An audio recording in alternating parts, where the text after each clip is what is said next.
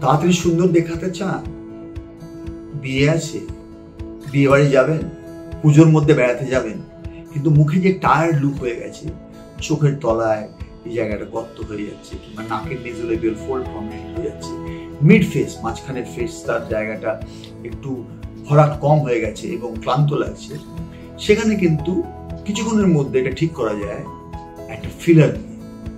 জায়গাটা ফিল করতে হবে। ফিল করার কিন্তু দুটো উপায়।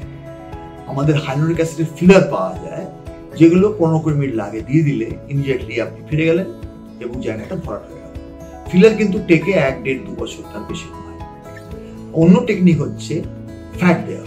প্লাস্টিক সার্জারি আমরা প্রচুর ফ্যাট ফিল করি, যে কোনো জায়গায় যেখানে চর্বি বেশি আছে ইনজেকশন দিয়ে অবশ করে করা হবে, দরকার নেই। ফ্যাটটা বার করলাম, প্রসেস করলাম, একটু কনসেন্ট্রেট করলাম, সেই জায়গায় দিয়ে দিই।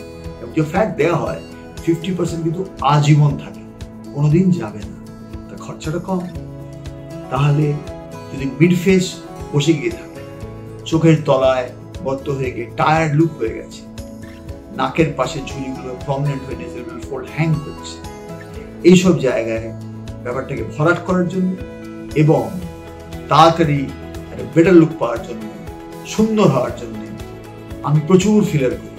আসুন, সবই ঠিক করা যাবে এবং আপনাকে আবার সুন্দর বানাবে।